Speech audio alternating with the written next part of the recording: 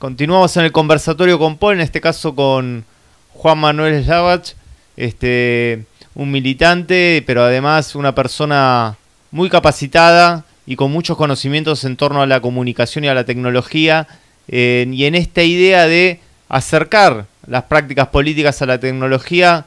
Juan Manuel, introducinos en el ABC, ¿por qué es importante la tecnología y la comunicación en la política?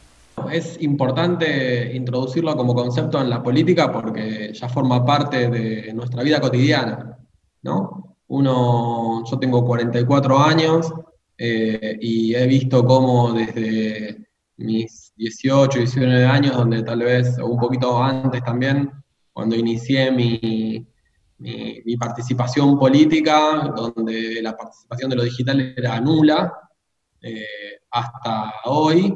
eh, digamos, en nuestra vida cotidiana tiene múltiples aristas en donde un dispositivo móvil termina siendo la herramienta más importante, tal vez que tiene cualquier ser humano en la Tierra para poder trabajar, para poder sociabilizar, para poder estar en permanente contacto con la gente que quiere y con la gente que les interesa.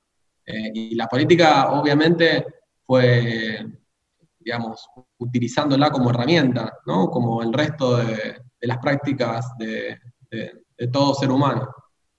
Claro, y desmenuzando un poco más en lo específico, muchos habla de los datos, de la cantidad de información y de la capacidad de almacenamiento y de procesarlo.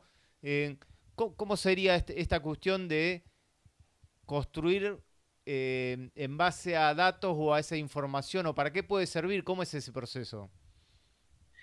Bueno, el proceso está a la vista de cualquiera que de alguna manera hace algún tipo de análisis de mercado o análisis de posibilidades de venta, o mismo, bueno, para cualquier investigación científica, eh, si uno realiza una encuesta o un muestreo, ¿no?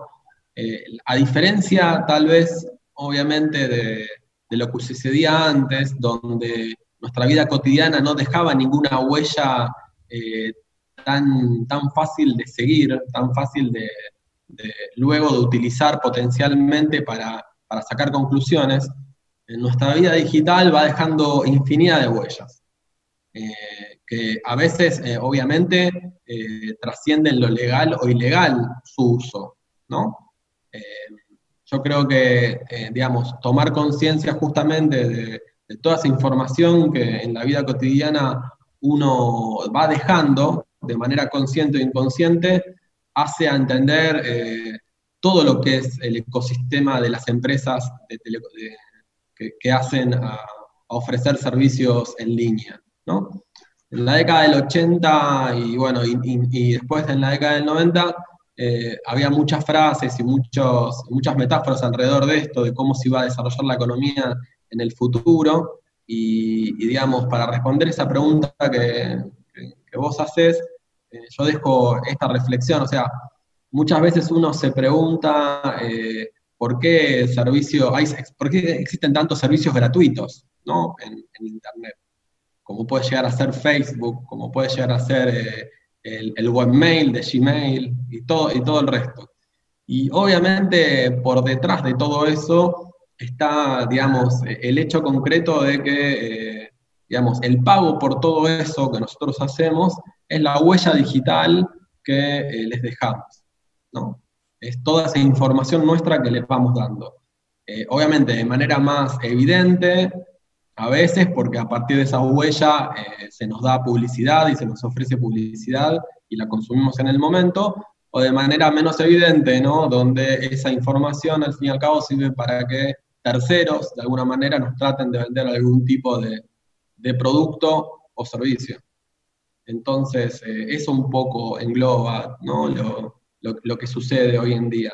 Y bueno, imaginemos esto y proyectémoslo con, digamos, entendiendo a la política electoral como el acto de venta de- de- iba a decir de ideas, pero las ideas obviamente no se venden, de la venta de candidatos, ¿no? Claro. Y obviamente el uso de todo esto está directamente relacionado con ese potencial que da, obviamente, analizar qué es lo que el mercado, qué es lo que los electores desean y cómo venderle ese producto. Y si vos tuvieras que, dentro de este marco que bien introduciste, eh, generar alguna metodología o algunas pautas de trabajo para vincular tecnología y política, te está escuchando alguien que está o iniciándose en el tema o que lo quiere trabajar, ¿cuál sería el ABC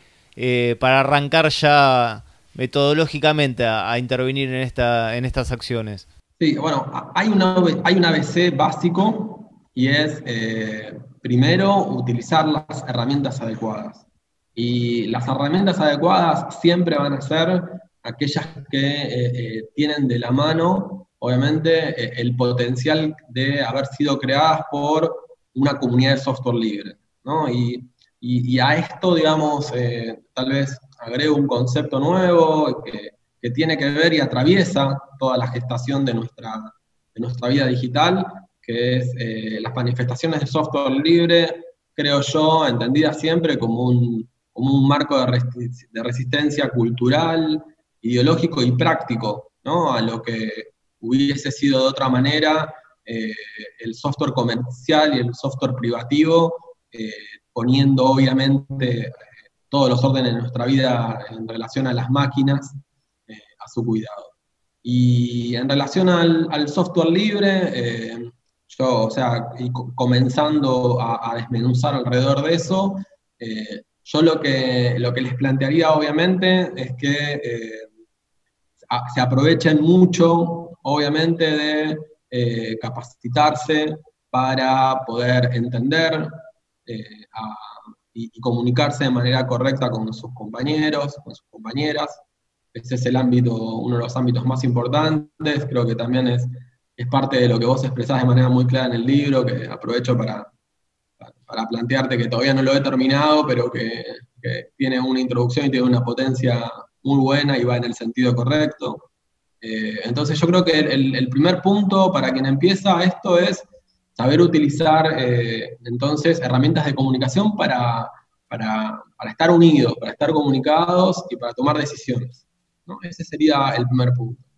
Y el segundo punto, obviamente, es, y se da de manera, digamos, paradigmática, obviamente, en esta realidad de pandemia, es cómo utilizar, obviamente, los medios digitales que existen, tanto los tradicionales que se vuelcan en Internet y que se han volcado en Internet, como las redes sociales y todo el resto del ecosistema de comunicación para llegarle a cada uno de las personas que tienen que ser obviamente el destinatario de nuestro mensaje, sea para una práctica social, sea para una práctica cultural, sea para una acción solidaria, o sea obviamente para, y con el fin de promover ideas en el marco de una campaña electoral.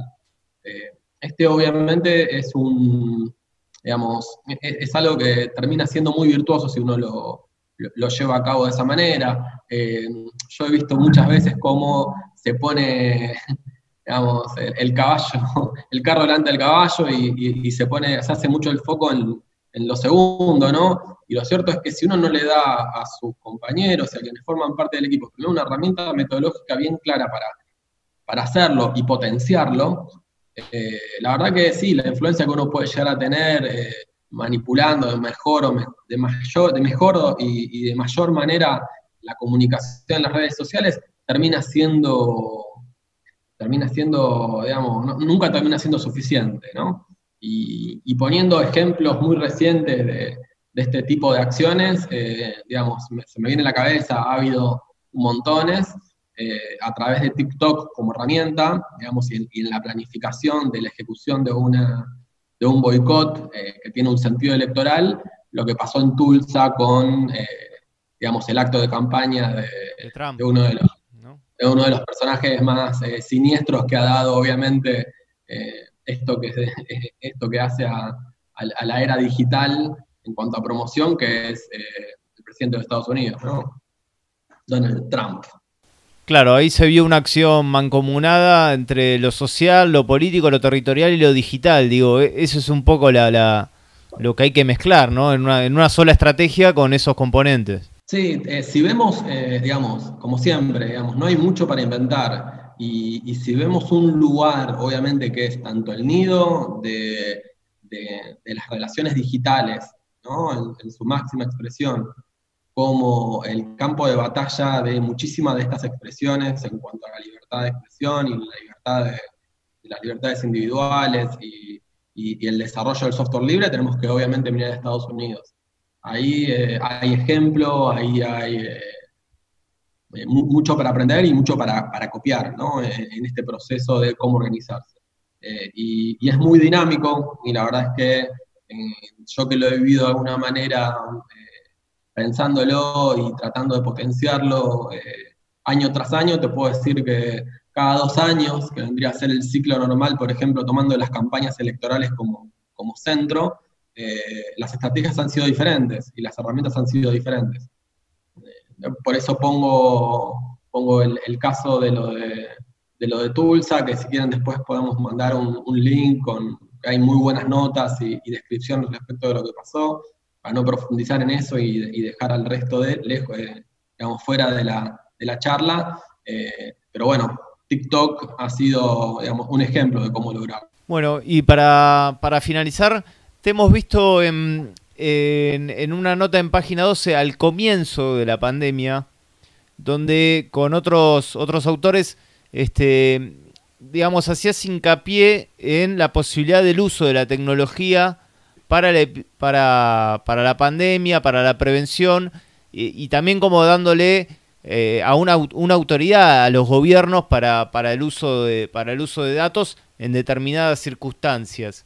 Esto no se desarrolló del todo, pero está bueno el mensaje, digamos, como para terminar el videíto, digo vos, ¿cómo pensás esa relación entre gobiernos y datos? Bueno, fue paradojal. Primero, volver a agradecerle en ese caso a Julieta Dussel, que fue la autora y que compiló un poco mi opinión y la de otras personas al respecto. Eh, o sea, lo que podemos, que además queda en evidencia, creo yo, o sea, analizando con la información que tenemos obviamente a disposición, lo que resultó ser el control de la transmisión del virus en China, país de origen del mismo, y el resto del mundo, ¿no? Y lo que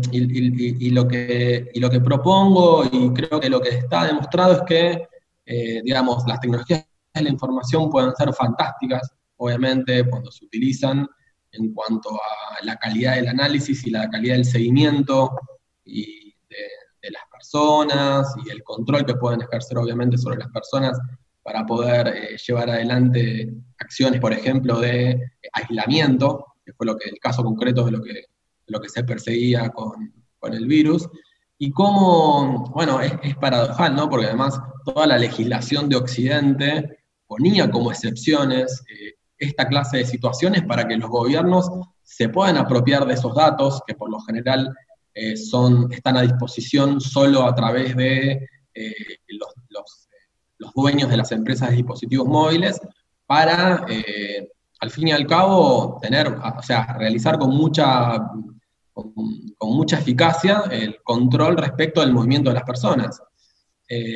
Y yo he visto cómo, obviamente, aquí en Argentina también se dio, digamos, en cuanto salió la aplicación que lanzó el gobierno, el Ministerio de Salud, digamos, para un poco dar una solución de ese nivel a la cuestión de la pandemia, cómo empezaron las expresiones alrededor de cuánto iba a afectar nuestra libertad individual el hecho de que el gobierno pudiese manejar nuestra ubicación a través de la aplicación, ¿no? Digamos, un verdadero disparate, entendiendo que se hablaba claramente de una necesidad en función del bien común, que, digamos, trasladémoslo a lo que sucedió en China. Obviamente, teniendo no la hipocresía de necesitar que toda la población se instale una aplicación, sino yendo directamente a los proveedores, solicitándole la información acerca de la ubicación en tiempo real de las personas y ejerciendo un directo control acerca de los mismos para poder moverse. Y la verdad es que ningún país del mundo estuvo a la altura de ese país para decir, vamos a meternos en ese lugar para lograr dar un salto y controlar esta situación. Y digamos, es paradójico obviamente porque se entiende, y quien haya obviamente seguido a lo largo de los años lo que es el uso de ese tipo de datos confidenciales por parte de, por ejemplo, el gobierno de Estados Unidos, ¿no?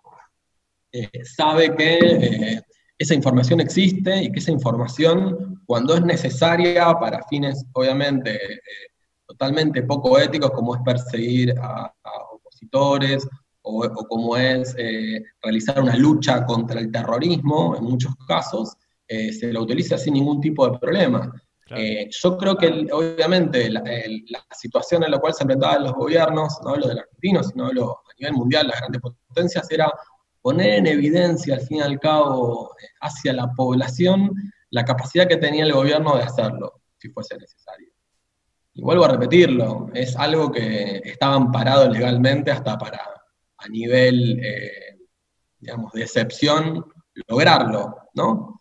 Y no lo hizo. Cuando escribió esa nota, Julieta, la verdad es que me imaginaba que los países de Occidente, alguno con Alemania tal vez a la cabeza, o con alguno que, digamos, fuese realmente y viera realmente las virtudes que podía otorgar esto, se iba a animar a hacerlo. Pero ninguno lo hizo. Ninguno apeló al extremo real para darle una solución a esta situación, como sí hizo el gobierno chino, que obviamente, y vamos a decirlo con todas las palabras, teniendo obviamente las libertades individuales muy por debajo en cuanto a la idea que tenemos en Occidente respecto a las mismas, las aplicó sin ningún escrúpulo. Y creo que los resultados están a la vista, ¿no? Porque no fue una solución ni militar, ni una solución sanitaria, lo que terminó siendo tan eficiente en ese país. Claro, muy bien explicado. Así que, bueno, queríamos hacer una breve introducción en esta charla y que nos vamos a encontrar no este sábado, sino el otro sábado, que hay sábado 12, si no me equivoco, durante la tarde para armar un encuentro virtual, webinar, Zoom, como le quieran llamar, para profundizar en estas ideas. Así que gracias por estos minutos y por esta conversación. No, por favor, Esteban, gracias a vos y a todos ahí, y nos vemos cuando quieras. Gracias.